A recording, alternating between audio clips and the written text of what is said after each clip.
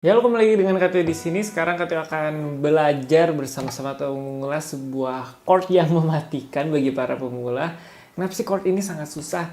Nah, sekarang kita mengulasnya bersama Galena Alphasris yang bisa kalian dapatkan di nomor WhatsApp di bawah. Nah, di video ini kita akan mengulas sama-sama kenapa sih chord yang dinamakan chord gantung itu atau bar chord atau chord balok itu susahnya setengah mati. Padahal kalau misal kalian belajar chord C atau chord G, ini itu gampang gitu, atau A minor, atau mungkin E minor yang lebih gampang, atau mungkin E minor 7. Tapi pada saat kalian menggunakan chord misalkan B minor atau chord F, kenapa susah? Nah, sekarang kita akan membahasnya bersama-sama di video ini. Siapa tahu dengan membahasnya kalian ketemu pencerahannya. Nah, kalau misalnya kalian mau tahu cari solusinya itu ada di video yang katanya itu cara rahasia, cara cepat bisa chord gantung. Kalau katanya nggak salah ingat. Nah, kalian tinggal klik aja gimana caranya sih supaya kita bisa chord gantung yang benar dan juga cepat. Nah, di video ini kita akan hanya membahas kenapa sih susah. Nah, kita akan fokus ke tangan kiri Kateo karena gitarnya biar lebih gampang. Kenapa sih susah? Nah, hal pertama yang kenapa susah karena bentuk daripada tangan kita itu yang nggak biasa. Kalau misalkan yang pertama itu cuma misalkan C, chord C, G, terus E, A minor, atau mungkin D, atau mungkin apa ya, E minor. Nah, lihat cengkraman tangan kita itu seperti ini, jadi seperti menggenggam.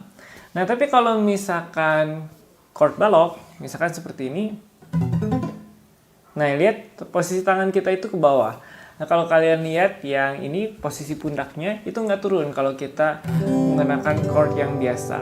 Tapi pada saat kita menggunakan chord gantung, nah ini si pundak kita itu harus turun, tangan kita itu harus turun. Nah, itu yang bikin susah karena posisi tangannya yang nggak biasa. Itu faktor yang pertama.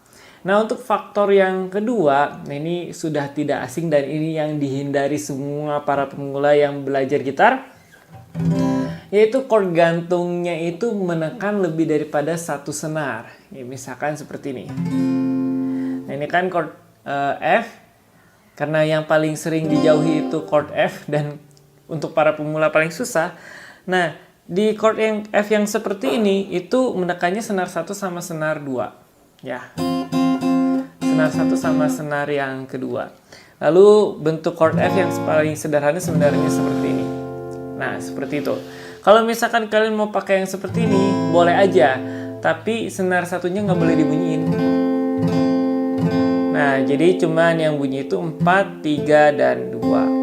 Nah, faktor yang kedua itu menekan lebih daripada satu senar. Apalagi chord F yang seperti ini. Nah, ini 3 senar. 1, 2, dan yang ke-6. Jadi posisinya seperti ini. Ya, agak melengkung gitu ya. Nah, terus yang lebih masalahnya lagi. Kan 1, 2, dan juga 6. Nekannya itu kita nggak bisa neken senar yang cuma 1, 2, dan 6. Tapi kita harus neken semua. Nah gitu.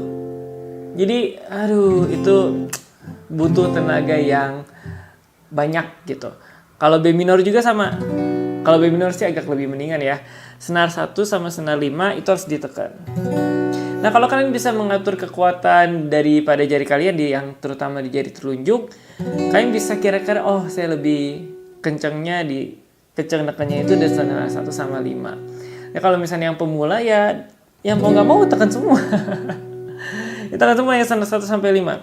Apalagi ketemu chord yang F crash minor seperti ini. Nah, pasti aduh udah nekannya susah terus nggak bunyi. Terus pada saat ketemu chord yang misalkan lagu yang ada F crash minor kan jadi merusak suasana gitu.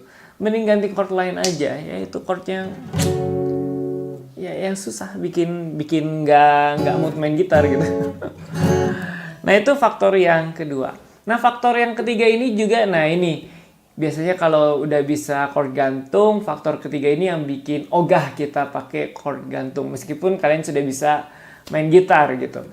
Kalau faktor yang ketiga itu pegel ya pasti pegel.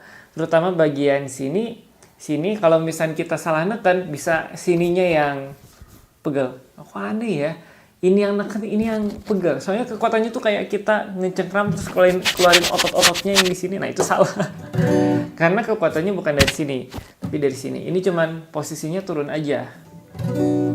Nah, pada saat kalian menggunakan chord gantung, umpamalah satu lagu ada kira-kira 3 chord gantung yang digunakan secara terus-menerus, maka itu akan pegal. Contohnya seperti ini. Misalkan chordnya D, terus B minor, terus F crash minor, terus misalkan ke A. Nah, cobain aja puter-puter.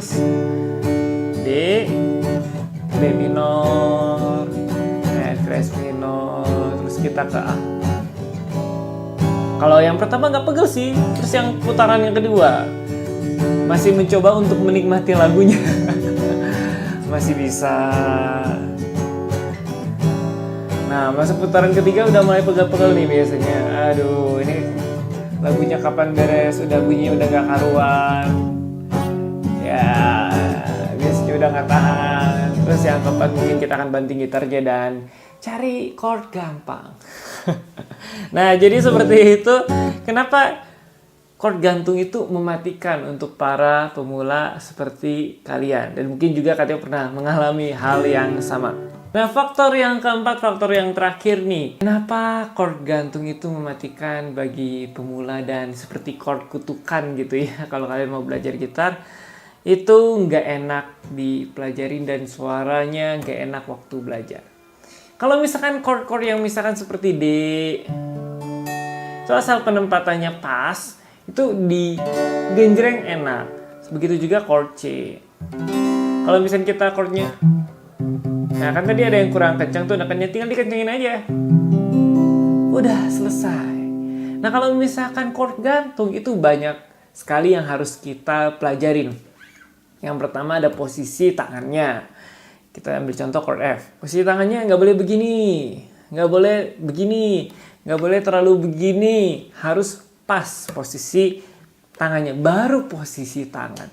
Sudah itu posisi jari, nggak boleh terlalu ke sini, nggak boleh terlalu ke sini. Kalau ke sini, tuh kan tuh liatin. Harus pas, ya istilahnya harus deket-deket di fret besi itu. Terus jari lain juga harus kuat nekennya. Kalau C, G, D ya oke lah. Kita neken cuma satu senar. Ini udah telunjuknya harus neken banyak. Tengah manis kelingkingnya juga harus dipakai. Apalagi kalian yang nggak biasa pakai kelingking atau manis, wah itu pasti protes banget dan langsung kayak gini. Atau misalkan langsung begini. Padahal bentuk chord F aslinya seperti ini. Nah, terus nggak hanya itu, udah susah belajarnya penempatan penempatan jarinya susah. Apalagi yang susah, suaranya yang nyebelin. Coba aja. Coba bagi kalian yang baru belajar gitar, coba praktekin chord F sekarang. Tulis komentar di bawah rasanya kayak gimana gitu. Pingin kebanting gitar kan? Pingin lempar tuh gitar kan? Atau pingin menyerah kan belajar gitar? Atau sekarang sudah menyerah belajar gitar? Ini gara-gara chord ini biasanya. Tuh. Nekennya harus kuat-kuat. Dan kalau neken kuat pun belum tentu bunyi. Aduh. Aduh, sengsara banget kan?